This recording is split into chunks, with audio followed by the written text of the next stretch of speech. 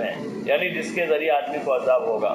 والذین یکنزون الذھب والی جو آیت ہے، اور جن آیات و احادیث سے یہ دوسرا فریق استدلال کرتا ہے وہ جمہور کے نزدیک استحباب پر محمول ہے، یعنی باقی مستحب ہیں۔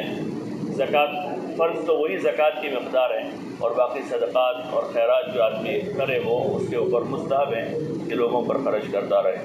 یہ زکوٰۃ کے واجب ہونے سے پہلے کا حکم ہے، جو زکوٰۃ کے واجب ہونے سے منسوخ ہو گیا، جیسا کہ عاشورے کا روزہ رمضان کے روزے سے منسوخ ہو گیا، البتہ فضیلت کا درجہ اب بھی باقی ہے۔ بہرحال اللہ تعالیٰ نے جن کو بھی گنجائش دی ہے تو وہ اپنے اموال کی گن کر زکوٰۃ ادا کریں، اور زکوٰۃ کے علاوہ نفل صدقات اور خیرات میں کمی نہ کریں۔ یہ تو ایک انویسٹ ہے، آدمی جتنا خرچ کرے گا اللہ کے نام پر وہ تو انویسٹ ہے۔ جیسے تاجر لوگ تھوڑا بہت بھی پیسہ پڑا ہوتا ہے تو کہیں نہ کہیں لگا دیتے ہیں، کہیں لگ جائیں گے تو اس میں سے اگیں گے، نکلیں گے، ڈبل ہوں گے، یا کم از کم اس میں محفوظ رہیں گے۔ تو آدمی اپنی حیاتی میں جتنا کرنا چاہے کر لے خرچہ، اپنے اوپر نہیں، اپنے اوپر تو بقدر ضرورت کرے، گھر والوں پر بقدر ضرورت کریں، لیکن دوسرے جو دینی مصارف ہیں اس میں آدمی اپنی حیاتی میں جتنا کرنا ہو خرچہ کر لے، ورنہ پھر بعد میں آدمی یہ امید رکھے کہ میرے مرنے کے بعد اولاد ایصال ثواب کرے گی، تو وہ ایصال ثواب کرنے والی اولاد بھی چلی گئی آگے ابا سے پہلے۔ ابھی تو جو بچے ہیں جمع کرنے والی اولاد ہیں، اور باپ کی حیاتی میں ہی باپ کو بے دخل کرنے کی کوشش میں ہوتے ہیں کہ حیاتی میں ہی باپ سب ہم کو دے دیں اور وہ کسی کمرے میں پڑا رہے، بس وہ ہم کو پوچھے بھی نہیں اور ہم سے کچھ مانگے بھی نہیں، ہم سے کوئی حساب بھی نہ لے۔ تو اس لیے ایسے زمانے میں عقل مند آدمی وہی ہیں کہ جو اپنے جیتے جی جو ہیں وہ حساب اپنا ایسا کلیئر کرے کہ وہاں جا کے اپنے پیسے ہم کو کام لگے وہاں آخرت میں، اس کی کوشش کرنی چاہیے۔ ہاں جہاں تک اولاد کا مسئلہ ہے تو ان کو بھی فقیر نہیں چھوڑنا ہے، اولاد کو ان کو بھی دیں، لیکن اس طرح دیں کہ وہ کنٹرول میں رہے، باغی نہ بنے۔ ہم مالدار بنانے کے چکر میں بچوں کو باغی بنا دیتے ہیں۔ عموماً باپ کی فکر یہ ہوتی ہے کہ بچوں کو مالدار بناوے اپنی حیاتی میں، لیکن وہ مالدار بعد میں بنتے، پہلے باغی بنتے ہیں اور پھر مالدار بنتے ہیں۔ تو جب مال کا قبضہ ان کے پاس آ جاتے ہیں تو اب باپ کو پوچھنا بھی گوارا نہیں کرتے، جس باپ کے مال سے کاروبار کر رہے ہیں، جس باپ کے مال پر قابض ہیں، اس باپ کی کوئی رائے سننا بھی پسند نہیں کرتے ہیں۔ تو یہ آدمی کی حماقت اور بے وقوفی۔ دوسرا ایک وہ رہتا ہے کہ حیاتی میں بعض لوگ تقسیم کر دیتے ہیں، حیاتی میں تقسیم کرتے ہیں، تو یہ شریعت کا اصول نہیں ہے کہ آدمی تقسیم کرتے، بقدر ضرورت اپنی اولاد پر خرچ کریں۔ اور انصاف کا تقاضا یہ ہے، برابر سرابر دینا انصاف نہیں ہے۔ ایک بیٹا مالدار ہے، اس کے پاس اپنا رہنے کا گھر ہے، کاروبار بھی اس کا اچھا ہے۔ ایک بیٹا غریب ہے، اس کا رہنے کا گھر نہیں، کاروبار کمزور ہے، اور باپ دونوں کو لاکھ لاکھ روپیہ دے رہا ہے، تو انصاف ہوگا یہ؟ بولو نا بھائی، یہ انصاف ہوا؟ تو اس کے پاس تو پہلے سے اللہ کا دیا ہوا ہے۔ انصاف کا تقاضا یہ ہے کہ جس کے پاس گھر نہیں ہے اس کے گھر کا انتظام کریں، لیکن اس طرح کریں کہ اس کو زیادہ پتہ نہ چلے بڑے والے کو، ورنہ وہ ناراض ہوگا کہ اس کا گھر بنا دیا مجھے نہیں دیا، چاہے اس کے پاس مکان ہے، لیکن دل چونکہ چھوٹے ہیں اس لیے بھائی پر بھی آدمی رحم کرنے کو تیار نہیں ہوتا۔ انصاف کا تقاضا یہ ہے کہ اولاد پر نظر کر کے ان میں جو زیادہ مستحق اور ضرورت مند ہے اس کی زیادہ امداد کریں، اس کا زیادہ تعاون کریں۔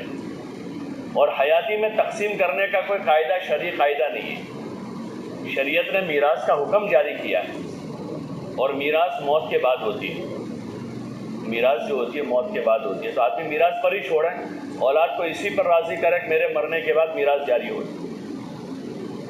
ورنہ حیاتی میں بہت سے لوگ تقسیم کر کے بہت پریشان ہو رہے ہیں آج کل۔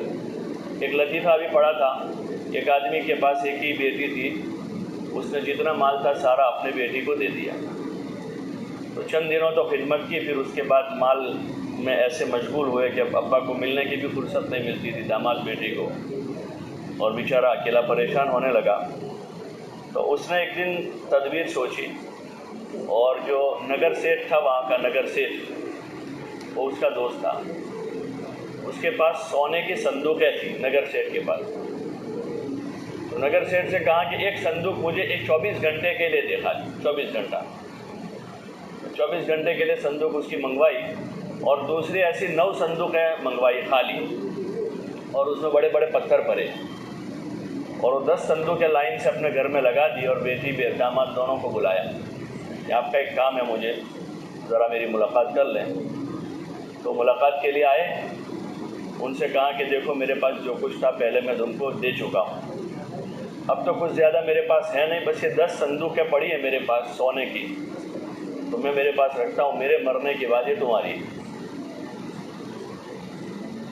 और उन्होंने देख लिया कि भाई तो वही मस्जिद बहुत सारा माल बाकी है यहाँ, तो दूसरे दिन से और खिदमत शुरू कर दी बहुत ज़्यादा।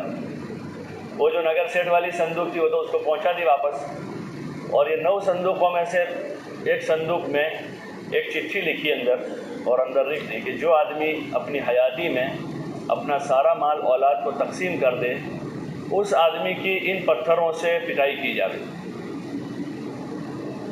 जो मैंने अंदर पत्थर भरे हैं उस पत्थर से उसको मारा जावे, जो अपनी हयाती में सारा माल बच्चों को दे दे। यानी उससे बड़ा बेवकूफ़ नहीं है जो सारा माल बच्चों को दे दे। तो इसलिए ये जो बाज़ लोग कहते हैं भाई जीवता जीव बेची दो, जीवता जीव बेची दो, तो वो कोई शरीयत का कायदा नहीं है। माँ बाप को इख्तियार है मरने के आखिरी दम तक, हाँ नज़ा में आने के बाद अब वसीयत इनकी कबूल नहीं होती, वहाँ तक तो खूब खर्च करे अल्लाह के नाम पर। हाँ बच्चों में ज़रूरत हो तो बच्चों को भी दे, लेकिन ये नहीं कि सारी प्रॉपर्टी का मालिक बच्चों को बना दे और आदमी अपनी आखिरत बर्बाद करके जावे, और फिर उसके मरने के बाद ये बच्चे उसके माल पर फूल सर्राटे करें और ख्वाहिशात अपनी पूरी करें। तो ये तो ज़िंदगी भर कमाया आदमी, इनको देकर गया, इसने तो अपनी ज़रूरतों में इस्तेमाल नहीं किया और ये ख्वाहिशात पर माल लगा रहे हैं, तो इससे बड़ा बेवकूफ़ कौन होगा।